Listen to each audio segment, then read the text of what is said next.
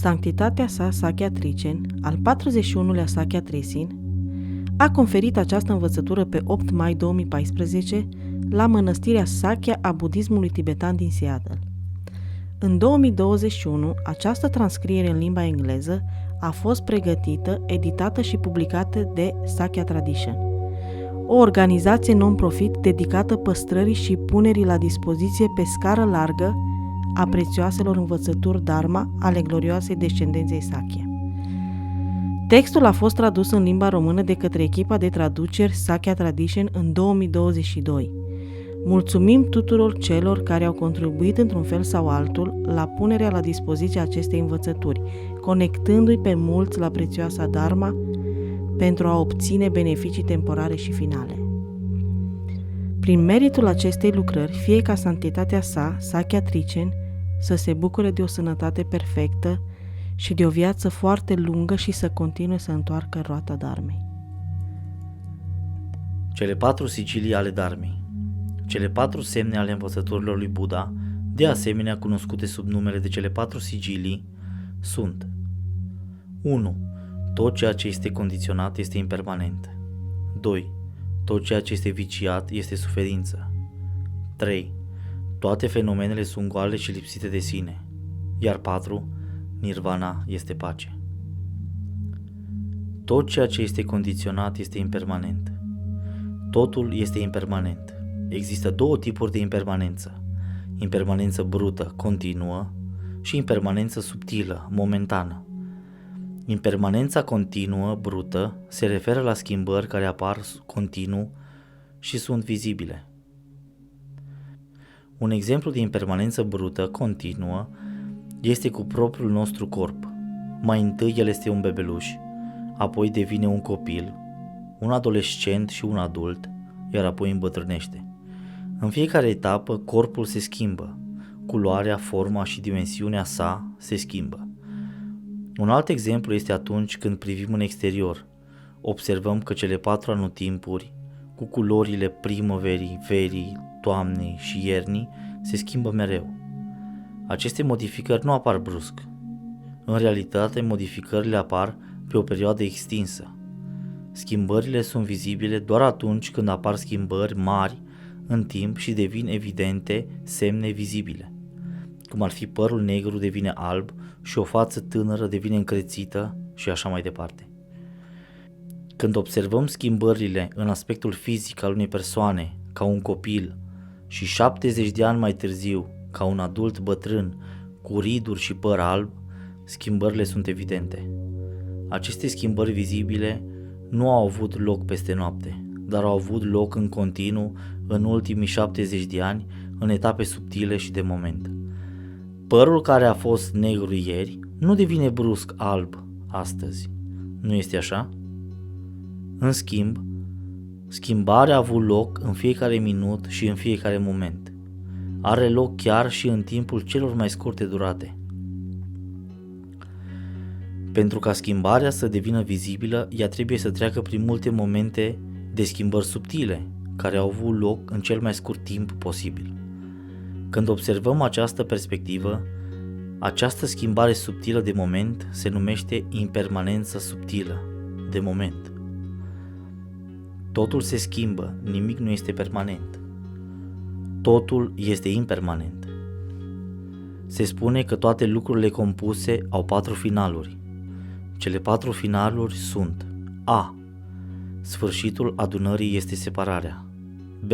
Sfârșitul acumulării este risipirea. C. Sfârșitul înălțimii este căderea. Iar D.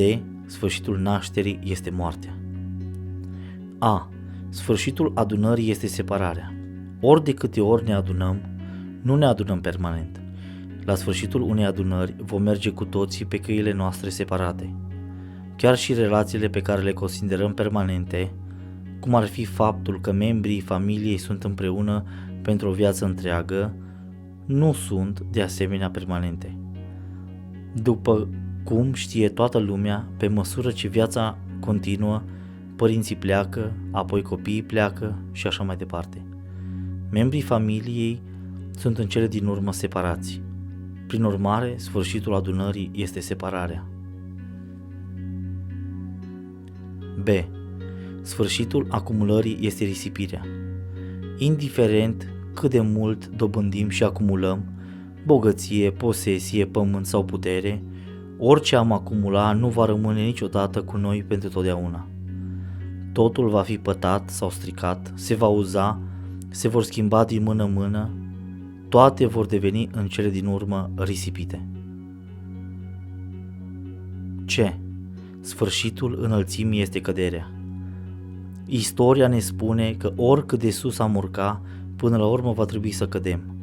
În antichitate au existat ceea ce numim împărați universali, care au cucerit multe continente.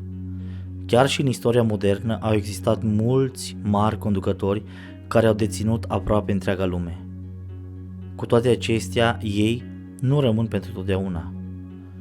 Ei pot ajunge la cea mai înaltă poziție și dețin întreaga lume, dar imperiul sau regatul lor se micșorează în cele din urmă într-o țară mică. În cele din urmă, ei cad. D. Sfârșitul nașterii este moartea. Toți cei care se nasc vor muri. Nu există nimeni care să se nască și să nu moară. Chiar și cei nobili, care sunt complet liberi de naștere și de moarte, dar în ochii ființelor obișnuite ei demonstrează că trebuie să intre și ei în Mahaparinirvana. Toate aceste finaluri indică faptul că toate lucrurile compuse sunt impermanente. 2. Tot ceea ce este viciat este suferință.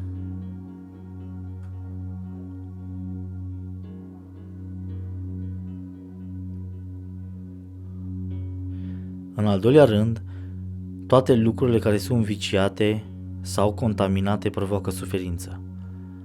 Aceasta înseamnă că orice fapte necinstite provoacă suferință, deoarece sunt generate de emoții negative, cum ar fi ignoranța, dorința, furia, mândria, gelozia, zgârcenia și așa mai departe. Toate sunt negative. Faptele negative creează doar suferință.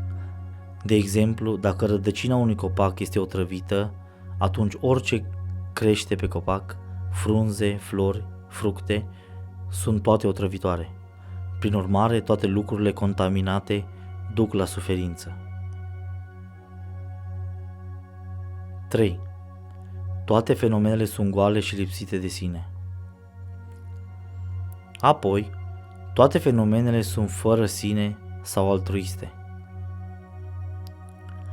Există două tipuri de altruism: altruismul unei persoane și altruismul fenomenelor. Altruismul unei persoane înseamnă că, deși cu toți avem o identitate pe care o considerăm eu, atunci când încercăm să descoperim unde se află eu, nu o putem găsi nicăieri. Dacă există un eu, acesta trebuie să fie ori un nume, un corp sau o minte. Numele este gol de la sine. Ne putem schimba numele oricând. Orice nume ar putea fi ales. De aceea, un nume este gol. Corpul nostru fizic este de fapt format din multe părți, cum ar fi carnea, oasele, sângele, organele interne, pielea și așa mai departe.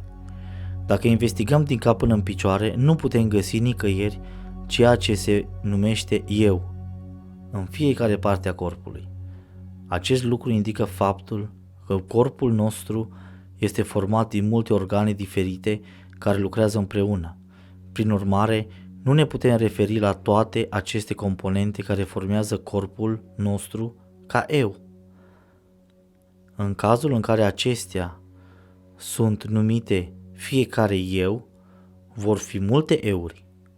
Nu putem găsi nicăieri o singură entitate pe care să o putem numi eu. Mintea se schimbă tot timpul. Mintea de ieri și mintea de astăzi sunt diferite. Când cineva era copil, mintea lui era foarte diferită de cum este acum, ca adult. Adulții gândesc diferit față de copii. Mintea lor nu este la fel. Acest lucru arată că mintea cuiva s-a schimbat de la naștere până acum. Mintea se schimbă tot timpul, în mod constant, în fiecare clipă cât există. Ceea ce se schimbă în mod constant nu poate fi eu. Dacă ar fi așa, atunci eu de ieri și eu de astăzi sunt diferite. Prin urmare, mintea nu este eu. Când încercăm să investigăm unde se află acest eu, nu-l putem găsi. Cu toții avem o tendință obișnuită, foarte puternică de a construi o identitate, un eu. Prin urmare, se crede în mod natural de sine că este un eu, deși nu este un eu. Dacă se investigează unde se află acest eu, nu se va găsi niciodată. Se numește astfel altruismul unei persoane. Un sine personal este o noțiune greșită. Altruismul unei persoane este punctul de vedere potrivit. Chiar și în limbajul nostru de zi cu zi, când ne referim la casa mea, mașina mea sau țara mea, nu există a mea. O casă poate să-mi aparțină, dar această casă în sine nu este a mea. La fel când spunem trupul meu, acest corp îmi aparține, dar nu este al meu. Același lucru este valabil și pentru minte. Atunci când spui mintea mea, indică faptul că mintea îți aparține, dar această minte însăși nu ești de fapt tu. Deci în cazul acesta, cine este proprietarul corpului, minții și al tuturor lucrurilor? Cine deține totul? Dacă încercați să vă gândiți și să căutați, nu puteți găsi acest proprietar nicăieri. Prin urmare, acest lucru este cunoscut sub numele de altruismul unei persoane. Altruismul fenomenelor se referă la lucruri exterioare, cum ar fi o masă. Ne gândim la o masă ca la un singur lucru, dar în realitate multe lemne asamblate într-o singură formă o numim masă. Dacă masa este dezmembrată, diferite straturi și bucăți de lemn vor fi îndepărtate. Când aceste piese de lemn sunt zdrobite, vom găsi că sunt compuse din atomi. Dacă cel mai mic atom, indivizibil, este extras și plasat în centru, deși este posibil să nu putem să-l tăiem fizic, pentru că este atât de mic din punct de vedere microscopic, acest atom în realitate nu este unitar, pentru că are direcții, are laturi estice, sudice, vestice și nordice. De aceea nu putem găsi nicio entitate care să fie cu adevărat unitară. Dacă nu există nimeni, cum putem avea mulți? Prin urmare, toate entitățile nu au o existență inerentă. Și aceasta este abnegația fenomenelor. Conform învățăturilor budiste, totalitatea nu are o existență inerentă. Doar spunând că este dificil de înțeles, deoarece totul este vacuitate sau shunyata în sanscrită, atunci de ce suferim? De ce avem sentimente? De ce trebuie să trecem prin aceste experiențe diferite? Cu toate acestea, dacă gândim și analizăm în acest mod filozofic, atunci nu putem găsi nimic. Prin urmare, aceasta este cunoscută sub numele de altruismul fenomenelor. Luate toate împreună, toate aceste dharme sunt altruism. Dharma este un cuvânt sanscrit și are multe semnificații diferite. De fapt, în funcție de context, are 10 semnificații diferite. Atunci când spunem toate dharmele sunt altruism, acestea se referă la toate fenomenele, nu la Buddha Dharma pe care o practicăm. Tot ceea ce vedem și auzim este, de asemenea, menționat ca Dharma. Deci, toate fenomenele sunt altruism. 4. Nirvana este pace. Atâta timp cât suntem în samsara, nu există nimic mai mult decât suferință. După cum știm cu toții, samsara are tărâmuri superioare și tărâmuri inferioare. Există o suferință inimaginabilă, extraordinară în tărâmurile inferioare. Credem că există un amestec de fericire și suferință în tărâmurile superioare.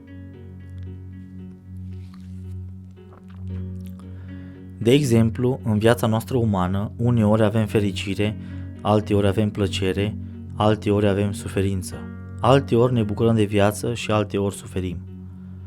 Dar dacă ne gândim cu atenție, numai atunci când comparăm bucuriile tărâmurilor superioare cu marile suferințe din tărâmurile inferioare, se pare că în tărâmurile superioare se simte plăcere. Cu toate acestea, în realitate, nu este o plăcere reală. În schimb, este un alt fel de suferință, deoarece așa numitele plăceri din tărâmurile superioare nu sunt permanente. Chiar și momentele plăcute pe care le petrecem nu sunt permanente, ele se vor sfârși. Apoi, când bucuria temporară sau fericirea se termină, ea devine un alt fel de suferință. Când comparăm durerea și anxietatea prin care trecem, momentele plăcute pe care le trăim par a fi fericire. Deși, într-un mod relativ, suferința apare ca o plăcere. Când plăcerea se termină, atâta timp cât suntem în samsara sau în cercul existențial, există suferință. Singura modalitate de a depăși suferința este să fii liber de emoțiile negative. Și pentru a fi liber de emoțiile negative, trebuie să știm cum apar, care este sursa suferințelor, iar vina constă în agățarea de sine fără niciun motiv logic. Deși nu putem găsi nicăieri ceea ce se numește sine sau eu, totuși, fără investigație, analize și motive logice, ne agățăm de identitatea noastră ca sine. Această noțiune este la fel cum am confunda o frânghie colorată cu un șarpe. În întuneric se crede că funia colorată pe care o vedem ar putea fi un șarpe. Până când cineva își dă seama că funia nu este într-adevăr un șarpe, trebuie să treacă prin frică și anxietate. La fel, până când nu ne dăm seama că tot ceea ce există este altruism, ne agățăm de un sine. Când ne agățăm de un sine, atunci apar automat ceilalți, pentru că sinele și ceilalți depind unul de celălalt, la fel ca dreapta și stânga. Dacă există o parte dreaptă, există o parte stângă. Nu putem avea doar o parte dreaptă. Când avem sine, atunci pe baza aceasta mai sunt și alții. Și când avem pe sine și pe alții, atunci apare atașamentul și dorința de sine și mânia față de ceilalți. Practic, sursa tuturor nelegiuirilor este ignoranța. Din cauza ignoranței sau lipsei noastre de înțelepciune, nu recunoaștem realitatea, ne agățăm de un sine și atunci, din aceasta, rezultă toate celelalte nelegiuiri. Prin urmare, rădăcina samsarei se agață de un sine. Când ne agățăm de un sine, atunci apar toate celelalte emoții negative. Și când avem toate emoțiile negative, atunci comitem fapte negative. Iar când comitem fapte negative, atunci creăm karma. Când creăm karma, este la fel ca plantarea unei semințe în sol fertil, care, în timp, va produce culturi. De asemenea, karma negativă va produce rezultate negative. Deci, pentru a depăși acest lucru, trebuie să tăiem rădăcina sinelui. Pentru a tăia agățarea de sine, trebuie să dezvoltăm înțelepciunea altruismului, deoarece aceasta este antidotul pentru agățarea de un sine. Când facem acest lucru, atunci nirvana este pace. De exemplu, dacă combustibilul este epuizat, focul se stinge în mod natural. În mod similar, rădăcina samsarei se agață de un sine, Iar dacă autoagățarea este tăiată prin crearea înțelepciunii altruismului, atunci, în mod natural, toată suferința va înceta. Prin urmare, nirvana este pace. Pacea sau nirvana înseamnă nicio suferință. Există 3 tipuri de nirvana: nirvana mică, nirvana medie și nirvana înaltă sau marea nirvana. Nirvanele mici și mijlocii sunt denumite Sravaka și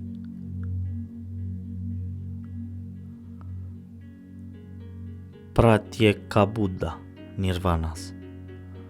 Dacă cineva atinge unul dintre cele 2 tipuri de nirvana, acela va fi complet liber de suferință, dar nu și-a dezvoltat pe deplin calitățile. Acela va avea în continuare obscurități subtile care îl împiedică în a-și dezvolta calitățile pe deplin. Din acest motiv, nu este în măsură să-i beneficieze pe alții.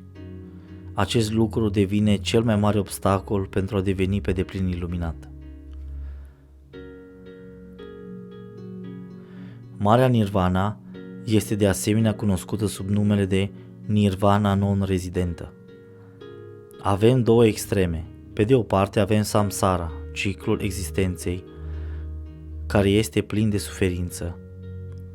Nu există un singur loc care să fie demn de atașament în samsara. Prin urmare, prin înțelepciune, abandonăm total toate atașamentele și renunțăm la întreaga samsara. Pe de altă parte, avem nirvana, care este pace completă și fără nicio suferință. Din marea compasiune, abandonăm aceste tipuri de nirvanas mici și nu ne stabilim în ele. Non-rezidentă nirvana înseamnă că prin marea înțelepciune și marea compasiune nu rămânem în cele 2 extreme ale samsarei și nirvanei mici și mijlocii. Mai degrabă mergem dincolo de samsara și nirvana, iar acest lucru se numește marea nirvana sau nirvana non-rezidentă, care este starea perfectă de Buddha sau completa iluminare. Ca un adept Mahayana, scopul nostru real nu este de a fi în nirvana, ci să fim în nirvana mare sau nirvana non-rezidentă. Din marea înțelepciune nu rămânem în extremitatea samsarei și din marea compasiune nici nu rămânem în extremitatea nirvanei. Nu devenim inactivi, dar suntem complet liberi de toate formele de obscurități. În acest fel suntem dincolo de samsara și nirvana. Suntem liberi de toate formele de obscurități și am dezvoltat calități depline și activități mărețe care nu încetează niciodată să aducă beneficii ființelor simțitoare. Numai marea nirvana poate ajuta toate ființele simțitoare, deoarece nirvanele mici și mijlocii nu sunt în beneficiul altora. Deși nu există suferință, există încă o obscuritate subtilă. Dar când atingem marea nirvana, atunci suntem complet liberi de toate formele de obscurități și în același timp, din marea compasiune, nu ne încetăm niciodată activitățile în beneficiul ființelor. Deci, dacă cineva crede în aceste 4 mari peceți și practică cu intenția de a atinge marea eliberare, atunci este un budist. El trebuie să practice calea pentru a atinge în cele din urmă starea perfectă de Buddha.